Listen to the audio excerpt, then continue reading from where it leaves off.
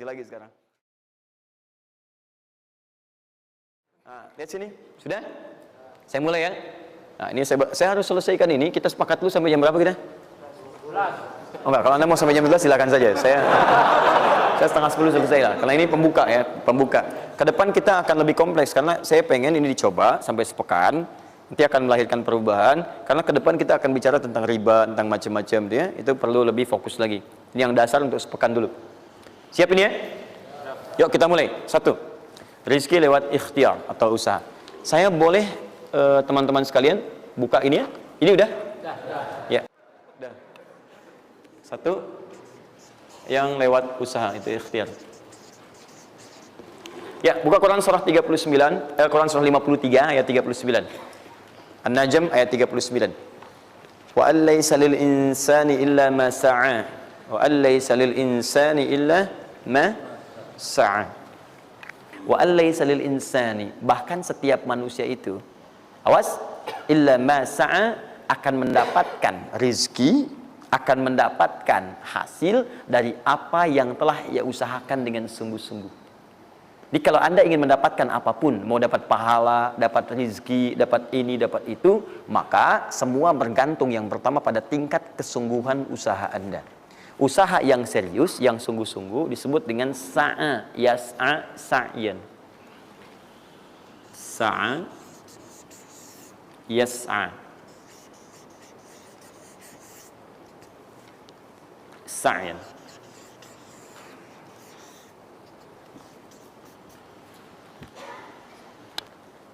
Ini sa'a, yas'a, sa'yan tidak disebutkan dalam bahasa Arab kecuali menunjuk satu usaha yang sangat serius, sungguh-sungguh.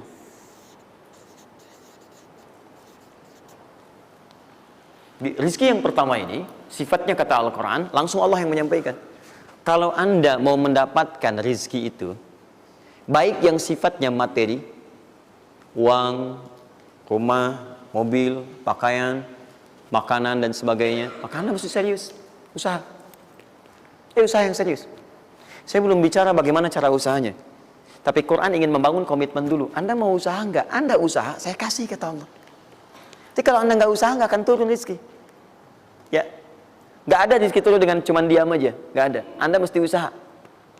Saat saya berada di Mesir, ada 2 mahasiswa itu saling, mereka paham Quran.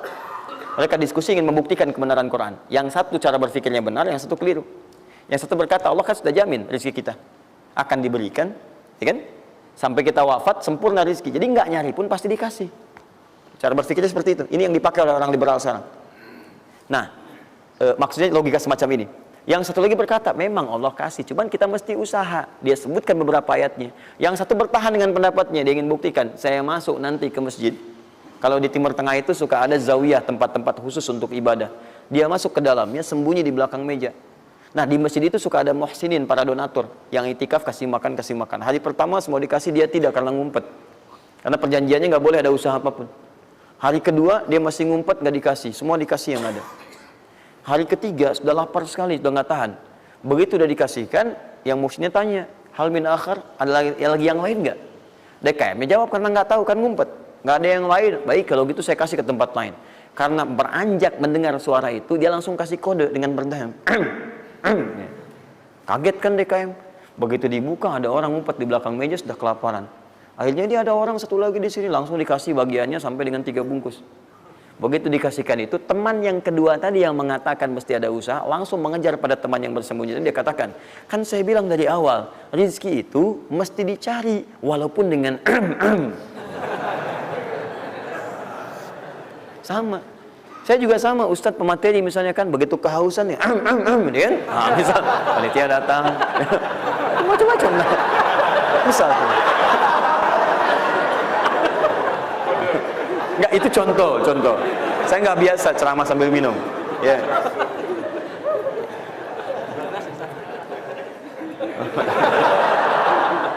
Jelas ya? Nah, jadi prinsip yang pertama, kita harus punya komitmen yang kuat dengan Allah. Kata Allah, kerja ya kerja.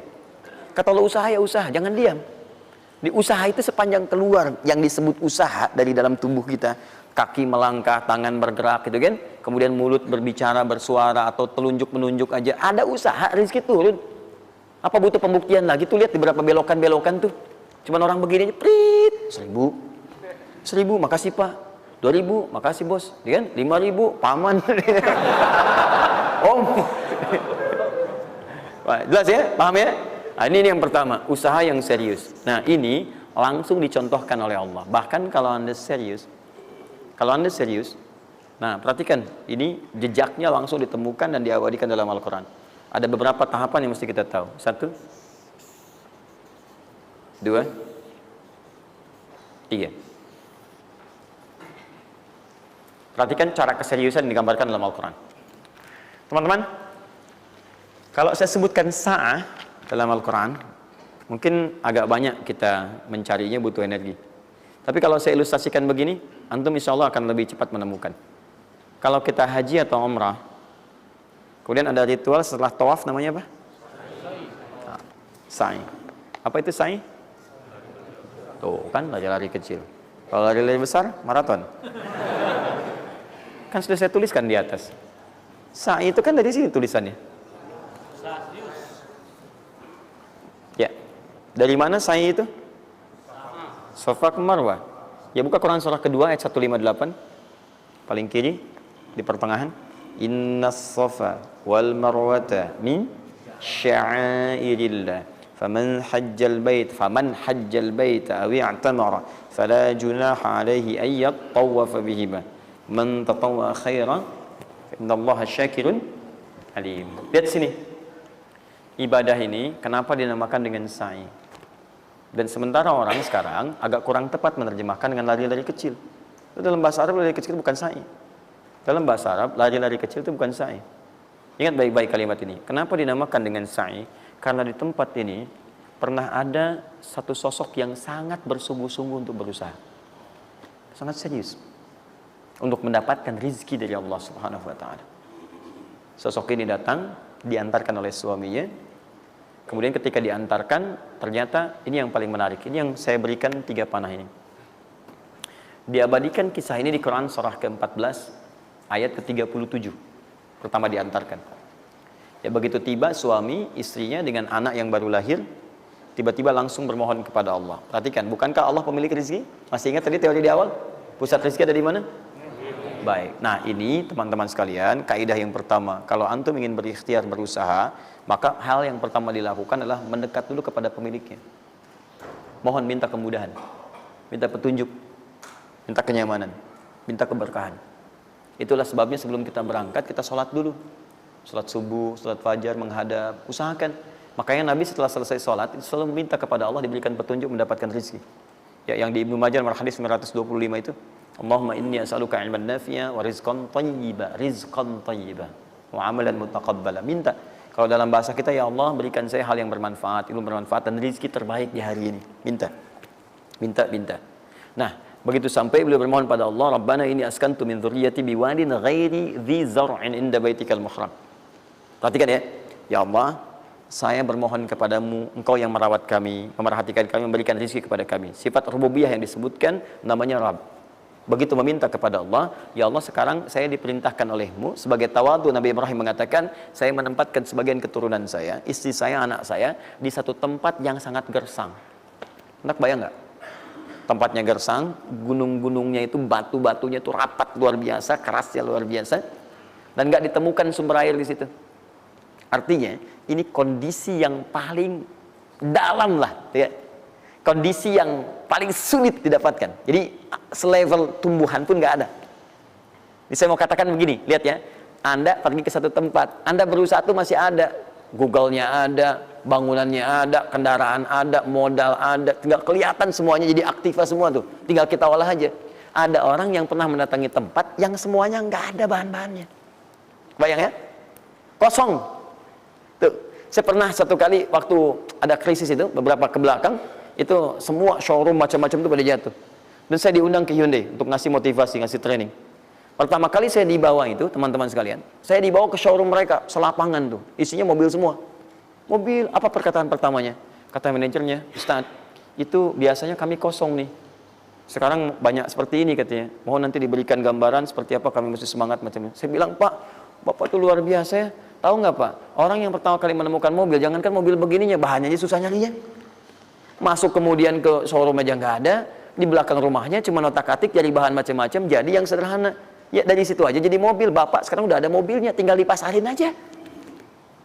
Nah sekarang banyak orang banyak mengeluh. Nabi Ibrahim dulu cuma bawa istrinya ke tempat yang gersang luar biasa, nggak ada potensi apa-apa, materinya kosong, itu gersang, tumbuhan nggak tumbuh. Apa yang terjadi? Begitu sampai di situ, satu kalimat ketika meninggalkan Ibrahim istrinya Sayyidah Hajar dengan anaknya Ismail alaihissalam, maka pertanyaan pertama dalam satu riwayat, ahadza min amrillah, apakah semua ini ketetapan Allah? Maka dijawab bala. Perhatikan prinsipnya, selama ini ketetapan Allah, maka Allah tidak akan menyia-nyiakan saya. Dan rizki telah Allah tetapkan kepada kita, maka Allah tidak akan pernah menyia-nyiakan kita. Paham ya? Jadi kalau Anda ditempatkan di kondisi apapun, bahkan mulai belum bekerja, baru lulus kuliah, bahkan mulai baru membuat satu bisnis misalnya, atau macam-macam halnya, ingat, ada yang lebih buruk kondisinya daripada Anda, yang semua bahannya bahkan belum didapatkan. Dan dia yakin dengan Allah. Sepanjang Anda punya Allah, maka semua akan mudah bagi Anda. Ini prinsip yang pertama. Jelas ya? Nah, kalau sudah paham sampai sini, belum berhenti karena ada komitmen untuk usaha. Apa usahanya? Maka Ismail menangis satu saat, dan Allah tetapkan ASInya nggak keluar dari ibunya. Begitu tidak keluar, nah anak ini kan pasti bergejolak. Tangan bergerak, kaki bergerak, disimpan di bawah.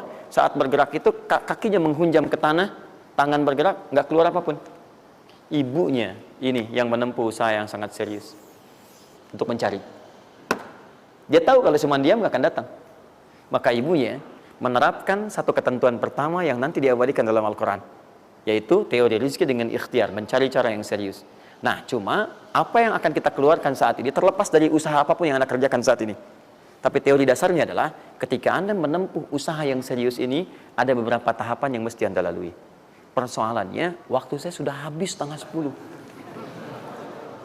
Nah, saya mau minta sedikit aja, boleh nggak saya tambah 5-10 menit? Alhamdulillah. Nah, satu, saya agak cepat ya, saya agak cepat. Satu. Nah, tahan. Yang pertama beliau lakukan, beliau kemudian mencari itu dengan semangat, naik ke satu bukit. Naik. Bukit apa namanya? Kapan bukit itu dinamai dengan Sofa? Ini persoalannya. Belakangan kan? Belakangan, setelah itu bukit Sofa. Dari mana munculnya Sofa? Sofa itu kan kalau kita gali dari akar katanya, ya berasal dari kata tasfiyah.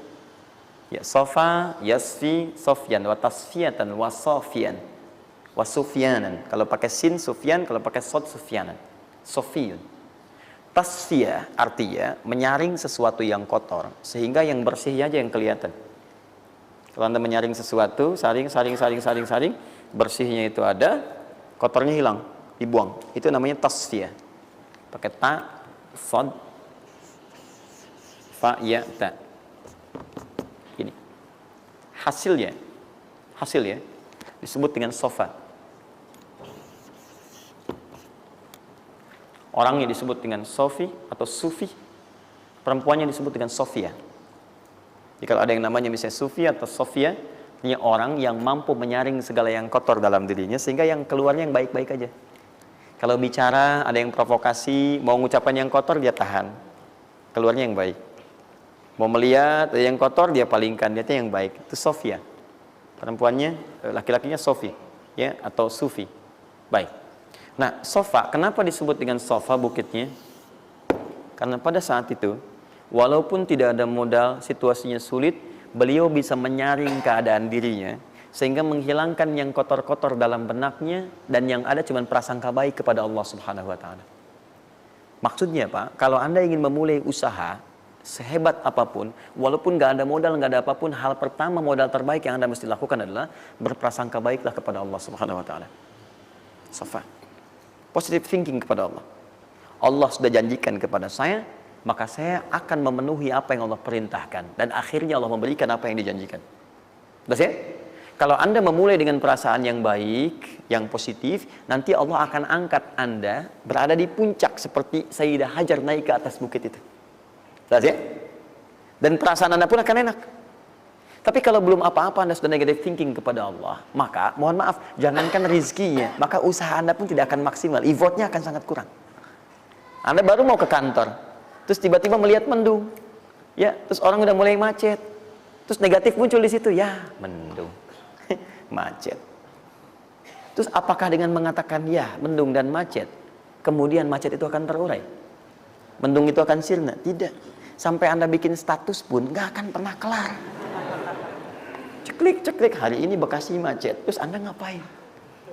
Jadi kalau Anda mau mengawali sesuatu, maka positive thinking kepada Allah. Bismillah. Allah yang bikin mendung, Allah yang bikin terang. Nggak ada bedanya. Bismillah, saya diperintahkan, saya jalan. Tak bisa, kemudian saya coba cari alternatif. Macam Anda usaha. Paham ya? Nah, kemudian, bukankah seseorang berusaha itu ingin mendapatkan sesuatu? Puncak hal yang diinginkan, yang diharapkan itu bentuknya rizki. Tapi sifat ingin mendapatkan sesuatu, puncaknya disebut dengan marwah namanya. Sesuatu yang sangat diharap, diinginkan, marwah. Perhatikan baik-baik. Ya. Saya mau tanya begini, dari sofa ke marwah. Berusaha dengan serius Sayyidah Hajar. Lihat sini. Sofa itu kan di atas kan? Terus turun kan? Turun, tahan sini. Begitu ke sini, ngelihat ada peluang di sini. Terlihat seperti ada oase. Maka dipercepat jalannya. Makanya di sini sekarang ada tanda lampu hijau. Ya, begitu nyampe sini untuk laki-laki lari-lari kecil. Perempuan jalan cepat. Ini karena ibadah yang disebut dengan sa'i sering diartikan dengan lari-lari kecil. Ini berlari ini teman-teman, jalan cepat ibu. Ini sesungguhnya awalnya ini melihat di sini seperti peluang ada oase di sini di marwah. Banyak air. Maka dipercepat jalannya. Sampai di batas ini ragu lagi. Betul nggak ya? Apa cuma fata morgana? Tapi yang paling dahsyat adalah dia memastikan dengan ikhtiarnya. Saya mesti pastikan dulu, jangan menduga-duga. Dikejar sampai ke atas. Begitu kepastiannya tidak ada sama sekali. Ternyata fata morgana saja. Dari sini balik lagi, mungkin di sini ada. Ya, balik lagi ke tempat tadi, balik dilihat sini kayak ada betul di sini. Balik nyampe sini fata morgana. Bolak-balik, bolak-balik, bolak-balik sampai dengan 7 kali. Ya, dari sini ke sini 1. Sini ke sini 2. Ini 3, 4, 5, 6, 7. Ingat, sofa selalu genap, marwah selalu ganjil. Kalau Anda umrah, kemudian tiba-tiba Anda merasa berakhir selesai, tapi posisi Anda di sofa kemungkinan cuma 2. Kalau bukan Anda kurang baru 6 kali, atau Anda terlampau soleh 8 kali. Pasti di sini. Nah, apa hikmahnya? Proses ini disebut dengan sa'i. Perhatikan baik-baik. Tahan, fokus. Ketika Anda berusaha teman-teman, maka mulailah dengan berpositive thinking kepada Allah. Tapi ingat, usaha Anda tidak akan selamanya ada di atas. Mungkin suatu saat akan turun. Kan? Mungkin Anda ada di puncak. Mungkin suatu saat Anda turun. Mungkin kadang ada di puncak. Kadang stabil aja. Tapi kalau Anda melihat peluang, cepat kejar selama peluang itu baik. Itulah yang dimaksud dengan kompetisi yang sehat. Ada dapatkan kejar. Ada tender, ikut tender dengan cara yang baik, cara yang normal. Ikut. Kalaupun bukan rezeki Anda, nggak ada masalah. Dan jangan pernah macam-macam lah. Saya dah ajar kan nggak pernah nyogok sama malaikat. Malaikat cepat sini dah gitu. Saya kan di sini Nabi gitu kan. Kau minta apa saya kasih, kan nggak pernah. Ya biasa aja bolak-balik. Ya walaupun mungkin ketika Anda kejar itu bukan bagian Anda, mungkin cuma fata morgana, nggak ada masalah. Saya kasih rahasia besarnya. Sepanjang Anda betul-betul ikhtiar dilakukan karena Allah, maka perhatikan baik-baik. Kadang-kadang Allah seakan menunda apa yang menjadi hak Anda, bukan ingin menunda dan membiarkan Anda tidak mendapatkan sesuatu, tapi ingin memberikan semua nikmat secara sempurna. Karena di atas itu ada nikmat pahala, ada nikmat doa, ada nikmat istighfar, ada nikmat usaha, dan nikmat hasil yang tiada terputus. Tidak terputus. Lihat sini. Kalau antum sehari berusaha, nggak dapat apa-apa. Memang, mohon maaf, hasilnya belum dapat diraih. Belum dilihat tuh. Tapi bukankah pada saat itu, doa antum akan bertambah? Bukankah malamnya salatnya nambah? Tahajud? Bukankah di situ kadang-kadang kita istighfar? Ya Allah. Teman-teman, bukankah istighfar menggugurkan dosa? Bukankah berdoa menambah harapan, mengakumulasikan sesuatu? Bukankah tahajud menambah pahala lagi? Kadang-kadang yang diinginkan oleh Allah pertama kali bukan dunia dulu. Ketika Allah mencintai seorang hamba, dia akan berikan pahala akhirat dulu. Karena dunia itu sifatnya sementara. Hei fulan, kamu kemana aja? Kemarin kamu jauh dari saya, baru sekarang kamu pikir dekat dengan saya. Saya nggak pengen kasih dunia dulu, dunia itu kecil. kalaupun di seekor sayap samuk sebelahnya, sebelah sayap nyamuk ada dunia itu ada nilainya, saya kasih buat kamu deh, nggak ada nilainya. Ya, karena itu saya ingin kamu akhirat sempurna dulu. Saya ampuni dulu dosa-dosa kamu yang kemarin. Begitu sudah diampuni, hari kedua istighfar lagi diampuni, saya kasih pahala yang banyak. Begitu pahala udah dapat, dosa udah diampuni, baru dunia diakumulasikan. Karena hukum dunia itu, kalau antum usaha akan terus diberikan. Jadi nggak ada yang nggak dikasih. Jadi kalau antum sehari bekerja ini, kelihatannya nggak dapat apa-apa. Bukan nggak dapat apa-apa, disimpan untuk diakumulasikan. Nanti dosa antum tuh udah hilang, amalan udah banyak, antum dapat banyak. Kadang-kadang nggak sadar kalau saat dapat banyak itu sebetulnya itu hasil usaha antum sebelumnya. Itu teorinya begitu. Ya, jadi nggak ada yang nggak dapat apa-apa, semua akan dinilai. Sepanjang antum bergerak dikasih, dan antum buktinya hidup juga. Sampai ke hari itu kan masih hidup, bisa makan juga di hari itu, bisa beraktivitas juga, sehat juga dan sebagainya. Belum dapat apa. Makanya kata Nabi, yang hari itu ada makanan, dia orang kaya sebetulnya. Kalau besok masih ada lagi, kaya banget. Antum sampai sebulan masih ada cadangan. Ini kenapa kita mesti berkeluh kesah? Dan belum tentu hidup juga sampai besok. Yang tuh mau ngumpulin apa? Nah, maka prinsip yang terbaik adalah ketika antum berikhtiar, ikhtiar usaha yang maksimal. Tapi jangan khawatir kalau antum kerja sehari nggak dapat, 2 hari belum ada usaha. Jangan khawatir teman-teman sekalian. Rumus yang mengatakan semua ketika badan bergerak maka rezeki dituliskan untuk keluar. Tapi kadang-kadang ada yang Allah inginkan lebih besar dari apa yang Anda harapkan. Apa yang Allah harapkan ikutkan ke situ, maka Anda akan mendapatkan akumulasi bagiannya. Itu yang dilakukan oleh Sayyidah Hajar. Begitu beliau kemudian naik ke Marwah, nggak dapat, naik ke Safa, nggak dapat. Apa pernah tertuliskan dalam riwayat sedikit aja Sayyidah Hajar mengeluh? Tunjukkan kepada saya kitab mana yang pernah menunjukkan riwayat ketika bolak-balik itu, kemudian Sayyidah Hajar berkata, ya Allah, saya kan istri Nabi, saya kesini memenuhi perintahmu, ya Allah, ini udah capek, kenapa belum turun juga? Pernah nggak? Kedua, ketiga, keempat, kelima, sampai ke yang ketujuh. Begitu sampai di Marwah, baru kemudian diakumulasikanlah itu. Apa yang terjadi? Ibunya yang usaha bolak-balik. Akhirnya keluar dari mana? Anaknya, kakinya kemudian menghentak lagi. Tiba-tiba keluar air dari situ. Pertanyaan saya, ibu yang lebih tahu di belakang. Kan kalau anak itu sedang haus, pasti tangan kakinya bergerak kan? Kenapa saat pertama disimpan bergerak, airnya keluar? Sudah 7 kali bolak-balik, baru air keluar. Silakan lihat riwayatnya. Pada hentakan itu, ketika 7 kali ibunya bolak-balik, malaikat mengepakkan sayapnya. Itu yang menghantam air dan keluar air. Malaikat yang ditugaskan Allah memberikan rezeki namanya Mikail. Itu ada di Quran surah kedua ayat ke-98. Ya, man kana aduwwan lillahi wa malaikati wa rusuli wa jibril wa mikail. Mikail. Di antara tugas Mikail oleh Allah ditugaskan untuk memberikan rezeki. Yang paling menarik, perhatikan baik-baik. Begitu airnya keluar, ibunya sedang di Marwah, sedang berdoa nih. Makanya kalau sa'i di sofa ngadep ke kiblat berdoa dulu, ke Marwah ngadep ke kiblat berdoa dulu. Begitu sedang berdoa nyampe ke Marwah yang ketujuh, anaknya lebih kencang menangisnya. Ibunya mendengar suara nggak biasa, dikejar ke sini. Begitu kejar ada air. Apa kata ibunya? Lihat kalimatnya. Zam, zam, zam, zam. Ibunya tidak mengatakan ijma, tapi zam, zam, zam, zam. Zam itu artinya kumpul jangan berhenti, kumpul jangan berhenti, kumpul jangan berhenti. Sampai sekarang air itu tidak pernah berhenti. Perhatikan bagaimana akumulasi pekerjaan seorang ibu yang sangat serius menghasilkan rezeki bukan hanya untuk dirinya, untuk anaknya, cucunya, cicitnya, dan berganti generasi sampai kita sekarang. Kita aja ke zaman Nabi Muhammad, itu teman-teman sudah lewat 15 abad. Nabi Muhammad ke Nabi Ismail 29 generasi. Satu generasi bisa ribuan tahun. Nabi Muhammad ke Nabi Musa aja 2000 tahun, ke Nabi Isa 600 tahun. Sekarang ke Nabi Ismail 29 generasi. Muhammad bin Abdullah bin Abdul Muttalib bin Hashim bin Abdul Manaf bin Qusay bin Murrah bin Kilab bin Ka'ab bin Ghalib bin Fihir bin Malik bin Nadar bin Kinana bin Khuzaimah bin Mudrika bin Ilyas bin Salam bin Nizar bin Mudar bin Ma'ad bin Addan bin Adi bin Adri, ya, bin Muqawwam bin Nahur bin Tari bin Ya'rub bin Yasub bin Nabit bin Ismail alaihissalam. 29 generasi. Yang bisa mengulang 29 ini saya bebaskan paspornya untuk menghafal Quran di pekan depan. Silakan. Boleh, silakan. Tapi kalau salah satu tambah satu ayat. Jelas? Terakumulasi. Maka boleh jadi kita berusaha bekerja, sehari belum dapat, 2 hari dagang belum dapat, tenang. Begitu antum 3 hari, tiba-tiba dagangan diborong habis. Itu sebetulnya usaha antum yang sebelumnya. Tapi antum dapat bonus ampunan dosa, pahala, macam-macam. Maka jangan mengeluh.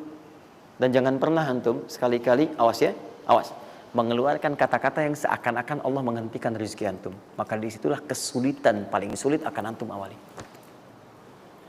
Ya Allah, apa engkau nggak sayang dengan saya? Saya perlu usaha apa lagi? Kenapa belum diberikan juga? Dan sebagainya.